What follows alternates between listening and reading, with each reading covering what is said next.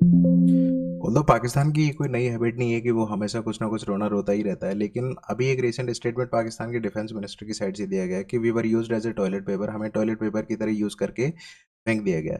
ये क्यों दिया गया और इसका कंटेक्स्ट क्या है? बेसिकली उन्होंने ऐसा कहा है कि अफ़गान वॉर जो हुआ था उसमें यूनाइटेड स्टेट्स ने इनका इन्वॉल्वमेंट लिया पोस्ट 1999, और वाशिंगटन ने इनको क्या करा, इफेक्टिवली यूज़ करा पाकिस्तान को as a tool against the Taliban. लेकिन इनकी क्या हो गई, तालिबान से क्या हो गई, परमानेंट एक तरीके से राइवलरी बन गई।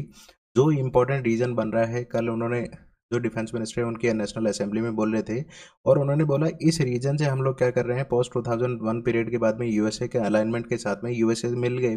उसके रीजन से जब यूएसए ने तो अपना जब टाइम आया तो उन्होंने क्या करा, सक्सेसफुली यहाँ से विड्रॉ कर लिया, तालिबान को यहाँ पे गवर्नमेंट हैंड ओवर करके चले गए। लेकिन इससे हुआ क्या कि पाकिस्तान में एक तरीके से प्रोलॉन्ग्ड वायलेंस चली गई, रेडिकलाइजेशन बहुत ज़्यादा बढ़ गया, प्लस इकोनॉमिक स्ट्रेंथ देखें, ये पूरे वर्ल्ड को पता है कि पाकिस्तान के पास जो इकोनॉमिकल क्राइसिस है वो बहुत ज़्यादा है, प्लस आईएमएफ से एक तरीके से बैक करता ही रहता है, मांगने की जो इनकी हैबिट है वो बहुत पुरानी है।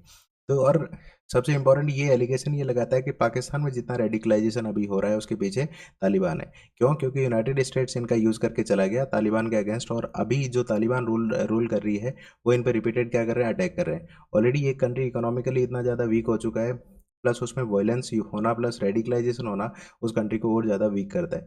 तो ये एक इनका नया रोना सामने आया है। तो इससे मतलब ये शो होता है कि इस कंट्री की कोई इकोनॉमिकल स्ट्रेंथ नहीं है, कोई वैलिडेशन अब इंटरनेशनल सिनेरियो में नहीं बचा है। अब बेसिकली ये क्या कर रहे हैं, विक्टिम कार्ड प्ले कर रहे हैं, राइट। Thank you. आप लोग इसके बारे में क्या सोचते हैं, डू लेट मी नो।